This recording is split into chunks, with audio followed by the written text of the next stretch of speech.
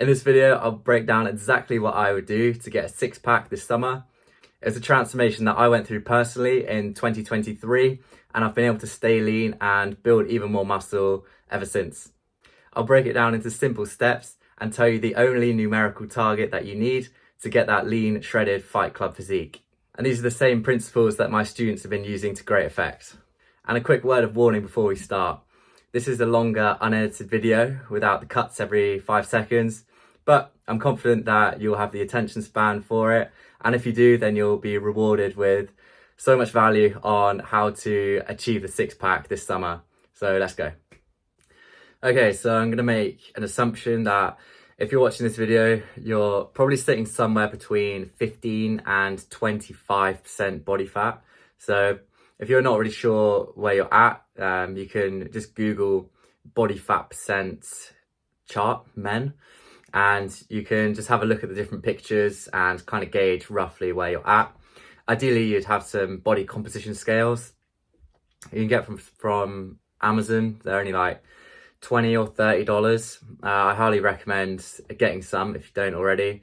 So just type in on Amazon like body composition scales, or the ones I have are the Renpho Ellis 1 body composition scales, and they're great. I've been using them for years now.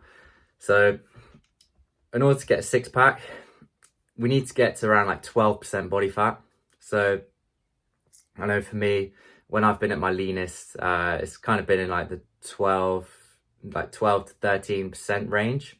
So that's what we want to get down to ideally. It's going to be different for different people. Like, people hold like their fat is distributed differently. So some might have a particularly lean like abs, or they might instead hold a lot of the fat on their legs, but 12% is a good kind of range. So that's what we want to aim for. So things we can do today. So like I said, if you don't already, buy some, at least have some scales that you can weigh yourself on, ideally body composition scales. Download these two apps, MyFitnessPal, that's to track your calories, basically to track nutrition, what you're eating, making sure you're eating enough food but not eating too much.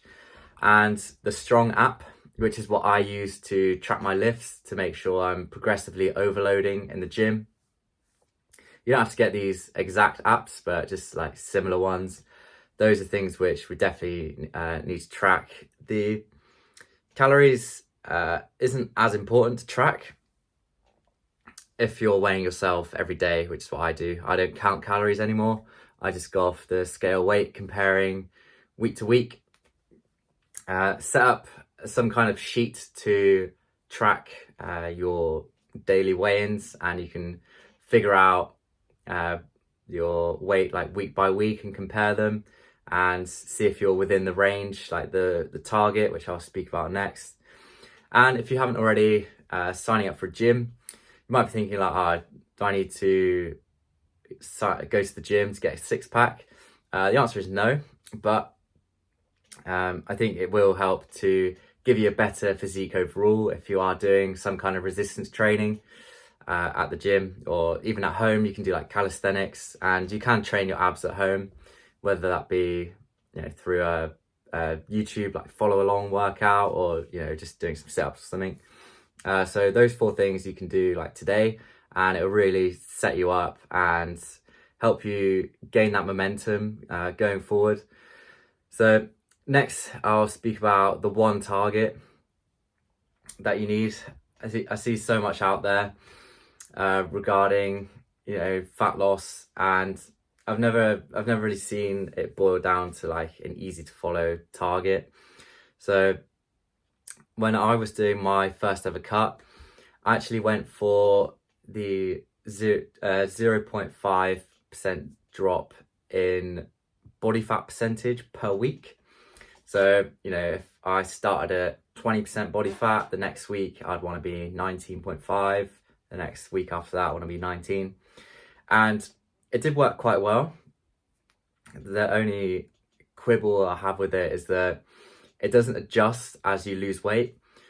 So if you're doing like a 12-week cut, then you're more likely to lose more weight at the start, and then towards the end it'll get more and more difficult, and it'll eventually like plateau. So that doesn't really account for that like drop, which is why I now recommend this target to my students. So that is a 0.5 to 1% drop in total body weight per week. So it does work out to, you know, around like, you know, 0.4 to like 0.8 kilos per week, depending on which target you go for and how heavy you are to start with. But just weigh yourself every day, and then take an average of like your Monday to Sunday weight, and then that's like your weekly weigh-in, and then you basically compare that week on week, and if you're within this target, then you don't need to change anything. And if you're under this target, so you're losing less than 0.5%, you might want to take slightly from calories or increase cardio a little bit, and vice versa. If you're over target, you're losing too much weight, it's likely to be quite a bit of muscle as well. So I would add back, you know, 100 calories or so of food, or decrease your cardio slightly, run it for a week, and then see if you're back within that range. So next is nutrition. So I'll decide if you want to eat 2 or 3 meals per day, and you basically want to choose that number of protein sources. So if you decide you want to eat twice a day, then pick 2 protein sources, and if you want to eat 3 times a day, pick 3 protein sources.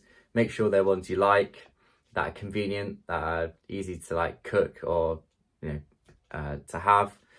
For me personally, when I was going through my cut, I chose Skyr yogurt, which is like high protein Greek yogurt, and also like ground beef or minced beef.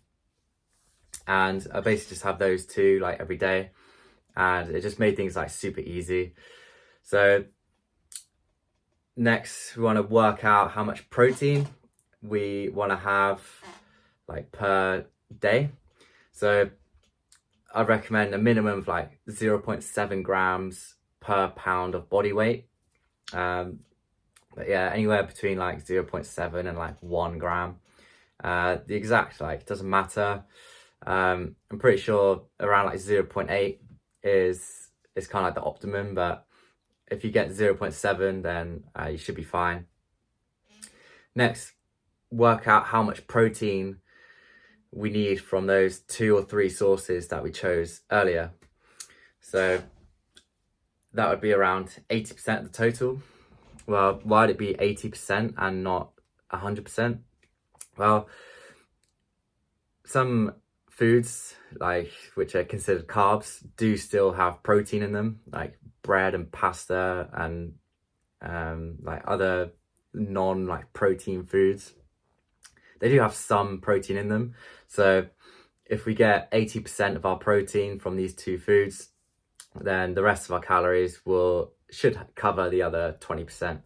If you're tracking on MyFitnessPal, then you'll be able to figure this out like anyway. So for me, I was having my meal 1 was the Skyr yogurt, which would usually be like 45 grams, I think, for a pot, like a 450 gram pot. So to make things easy, I just had the whole pot at once. That was meal 1. And then I worked out how much more protein I needed, and that is how much of the ground beef I would have like every day. And I just keep eating the same things. Yeah, and then once you have amount of these 2 protein sources, let's say it's the 450 grams of Skyr yogurt and 500 grams of ground beef, then the rest of your calories can be made up of whatever you want. You've got the most important thing, which is like the protein, and the fats and the carbs, honestly, it doesn't really matter. There is a minimum for fat, because fat is an essential nutrient. Like if you don't have fat, you'll die. Same with protein. So we need minimums on that. For carbohydrates, they're non-essential. You don't need them. So it's personal preference. If you want to have carbs or not, you can have 0 carbs. That's what I do, but you don't have to. You could go for higher carbs, but you want at least 20% of your total calories to be coming from fat. And then, yeah, you can just eat whatever you want. You know, if you, for example, want the skyr yogurt and ground beef, and then you just want like a bunch of cookies or like crisps or something, then, you know, go for it. As long as you're within your calorie target, you should see the weight drop off. I will caveat that by saying, if you do have like ultra processed foods, carbs, grains, sugars, then it will make things more difficult. You'll probably get hungrier quicker. If you do have a lot of carbs, then it will spike your insulin, which blocks another hormone called leptin, and leptin is your satiety hormone. So basically, when your fat cells are full and you don't need any more food, leptin is like the signal to your brain for you to stop eating.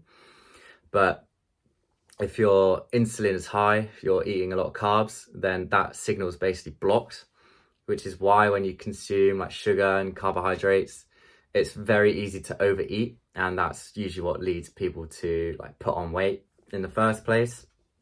So you don't need to cut carbs. You can eat whatever you want and still get a 6-pack, but it will make it easier if you stick to like higher fat foods and like single ingredient foods as well. And yeah, of course, you don't have to track on MyFitnessPal. It's something which I did at the start, just because I'd never done it before. I had no idea, you know, how many calories or what the macros were in different foods. And it was a real eye-opener. Like if you've never done it before, then I definitely recommend trying it, even if it's just for a couple weeks, because it is like a real education in nutrition. And you do learn so much about food by doing it.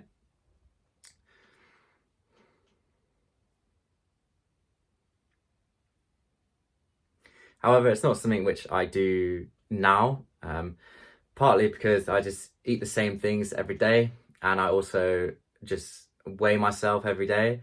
So if my weight is just the same, like if my weight is in target every week, then I know that I'm eating the right amount and I don't have to track. So next we'll talk a little bit about training.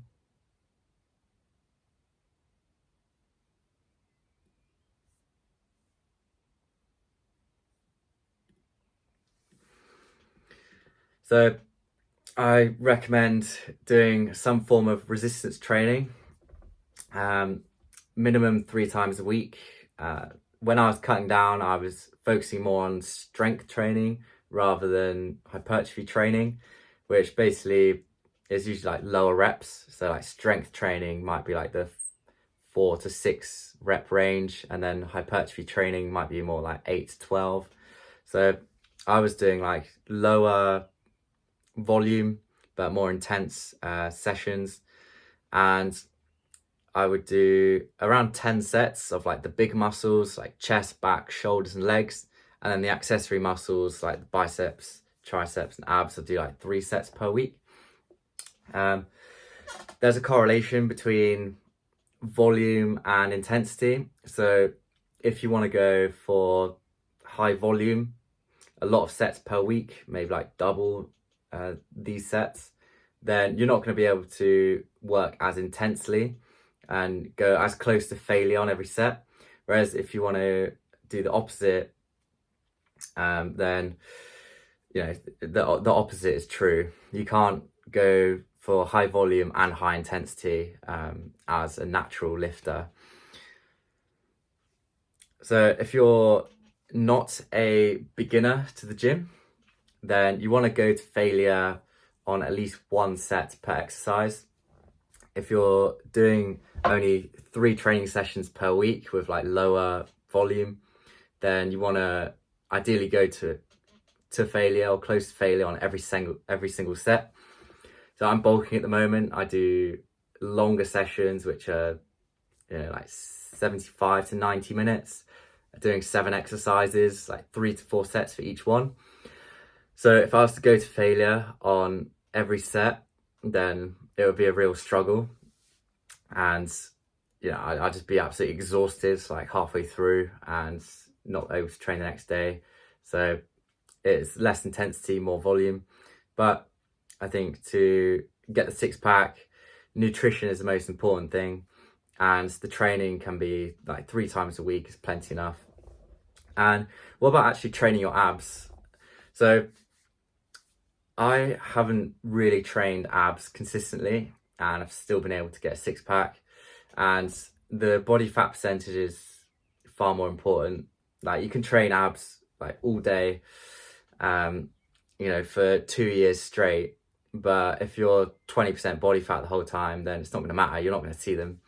So getting down to like the 12% body fat is much more important. Having said that, once you do get to the lower body fat percentages, your abs will like pop more and look bigger if you do train them. So I do recommend training abs. There's 2 ways I've gone about it. First is to just train it like any other muscle at the gym, by doing like 3 sets. I usually tag it onto like a leg day. I just throw in an ab exercise, whether that be like weighted leg raises, or maybe like a cable crunch with some resistance, or you can just train at home. There's plenty of at-home ab workouts on YouTube that you can follow. And in the Fight Club Physique program, which is in the description, I take you through the exact ab training that I do, as well as all the other, like a full program, go into more detail on, nutrition, cardio, all of that. There's over 5.5 hours of videos, so I can't go into as much detail on these like shorter YouTube videos, but if you're interested in learning how to shred down, then the link is in the description. Just whichever you prefer, really. If you prefer doing it at the gym, then you can do that. If you do prefer training them at home, just following along a YouTube video, then that's absolutely fine as well. So next, let's talk about cardio. So in my opinion, cardio is not as important as you might think. I see a lot of people out running, and it's usually people who are like overweight, and you could probably guess they're trying to lose weight, and they think that they need to do more exercise, so they start going out for runs. And the way I like to explain it is like, imagine you're trying to get a job, and your CV is just absolutely terrible. It's full of mistakes, it's full of typos, and instead of fixing your CV, you're practicing your interviewing skills. Well, that's a bit pointless, because without first fixing your CV, then there's no point practicing for interviews, because you're never going to get one. And that's how I see fat loss and getting a 6-pack when it comes to training, cardio, nutrition. Fixing your CV is like the nutrition. Like, there's no point doing all this exercise if you don't first fix your nutrition. Sure, like eventually, you might get lucky, and then your interview practice will come in handy, but just focus on the real constraint. And if you're overweight, or you just hold a bit more body fat than you'd like, the constraint is almost always nutrition. So it makes sense to focus most of our efforts on fixing the nutrition first, and then you can consider optimizing like your training and your cardio after. So cardio can accelerate progress. Sure, all things being equal, if you do if you have one person doing no cardio and one person doing 20 minutes of cardio, then sure, the person doing 20 minutes of cardio is going to make more progress. But if a person A has nutrition dialed in but doesn't do any cardio, and person B is not really taking the nutrition too seriously but does 20 minutes of cardio, then I'd rather be person A. I think they would make a lot more progress. And you can't out-train a bad diet. I think that's true. And in my opinion, 10k steps per day is all you need. That's the only cardio that I've ever really done. It's low impact. It doesn't affect your training sessions. You can make it really enjoyable. So I've actually begun to really look forward to like going for a walk. Like, I like doing it. I'd either like go with a mate or listen to like a podcast or some music or like a YouTube video. And especially at the moment, it's really nice weather as well outside, which is quite rare. So it's just a nice opportunity to like go outside, and you're not like dripping with sweat and like really out of breath after it. And it's just a much more enjoyable form of cardio, in my opinion. And to make it as easy as possible, I just do the same routes every day. And it, again, similar to eating the same things every day when it comes to nutrition, like you're just able to switch your brain off and not have to constantly make all these decisions which just really drain you throughout the day. And when I was cutting, I built my walking routine around work. So I'd go for a 20-minute walk in the morning before work, and then I'd go for another 20-minute walk at lunch. And then after work, I would finish off the rest of the steps, however many I needed to get to 10,000. And I just say to myself, like, I'm not going to go home until I've completed my 10k steps. At the time, my job was very sedentary. I was only getting like 2,000 steps per day. So I had to make up 8,000 steps on like dedicated walks. And it would take like somewhere between like an hour and a half, that sort of range. So just build your routine like around work, and it'll just make it really effortless as well, and just try and make it fun as well. Just kind of like watch or listen to what you'd enjoy listening to like at home anyway. Another easy way to get it in is like at the gym. If you're on a treadmill, a lot of the treadmills now have like big screens on them where you can watch like anything you want really on there. It just usually have apps like Netflix, YouTube, or you can just set up your phone and just rest it against the running machine, and you can just watch an episode of whatever you're watching, or like a sports match or something, and just do your cardio that way, and it'll absolutely fly by. And doing other cardio is completely fine, like if you enjoy it. Like if you play a sport or like you enjoy going for a run, like instead of walking, or you do high rocks a couple times a week, or you prefer doing the high intensity interval training because it saves time, then go for it. Like honestly, any cardio that you can stick to is the best, in my opinion.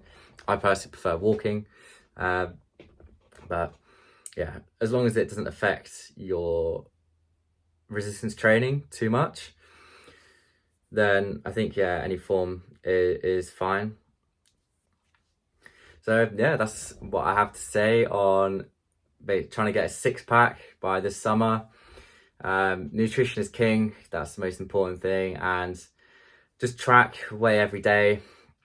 Aim for that 0.5 to 1% drop in total body weight per week.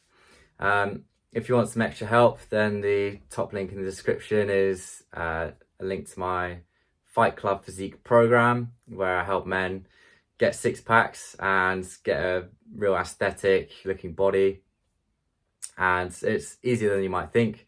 So check it out. And yeah, that's everything. I will see you in the next video.